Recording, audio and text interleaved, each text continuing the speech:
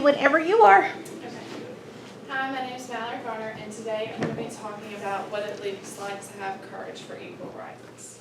My research question for this was, how can we continue to show courage to fight for minority populations? A background, what is courage? It's to do what's right even if it scares you, and where can we find it?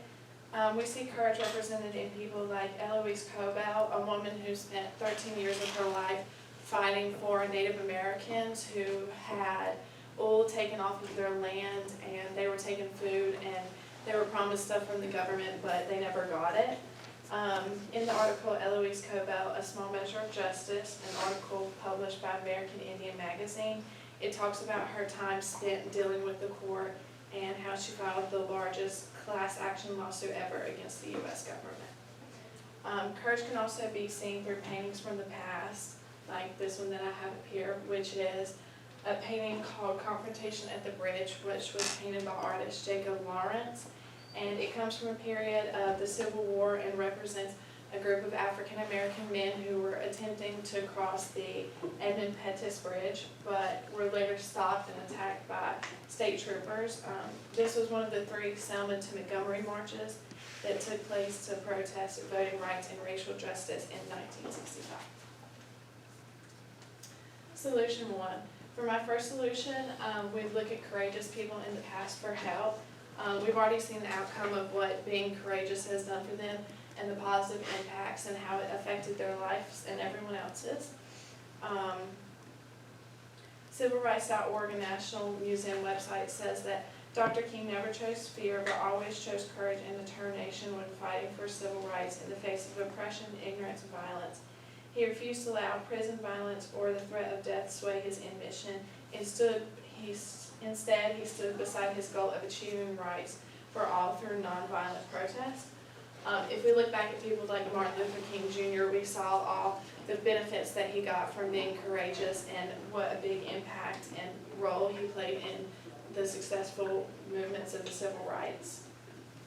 Some implications are, we have seen the outcomes of courageous people and all the good things that come from it, and we can reflect on their good doings.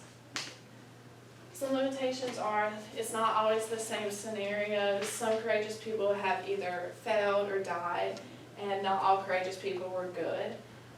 Even if you repeat the same things over and over again, the outcome is never going to be exactly the same. It's never going to happen the same way twice. So some people might be scared that even though someone was courageous once and it turned out good for them, that it might not turn out good for them. So an example of not all courageous people were good is the New York City 9/11 attack of the Twin Towers. Although it took a lot of courage for the pilot to crash into them knowing that he was going to die, it negatively affected lots of people and killed lots of people even though he was courageous. For my second solution is become inspired by personal situations. Implications are find inspiration in your personal life. If you're part of the minority group that you're trying to fight for or close to someone in it, the easiest place to find courage is in yourself. If you're directly in the minority group, you're going to feel more involved and want to change it and want to make it a better place because you know how it affects your life. If you ask someone who wasn't in the group to try and change it, they wouldn't be as devoted or want to try as hard as someone who is in it. Some limitations are some people may not be courageous and they might not have a personal connection. If they don't have a personal connection to this situation and they're not personally connected to the minority group, then they might not feel a need to change it, and they don't think that because it doesn't affect them, they don't need to try and solve it.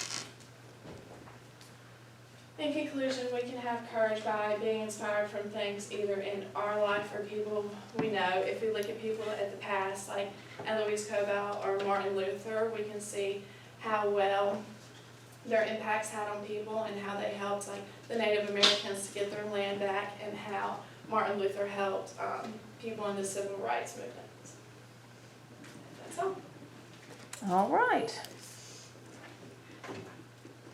Okay, so what evidence did you gather that you did not include, and then why did you choose not to include it? I gathered a lot of evidence about people who were courageous, but they weren't in minority groups, like people who had courage, but they didn't fall into minority group like African Americans or Native Americans. So I didn't put that in there since I was talking about minorities. Okay. And then what are the implications of your findings to your community? In my community, there's a lot of minority groups who might feel like they're not equal as everyone, or they're not the same, or they're treated differently. So I can work to have courage to try and help them to feel involved and equal as everyone. All right, thank you.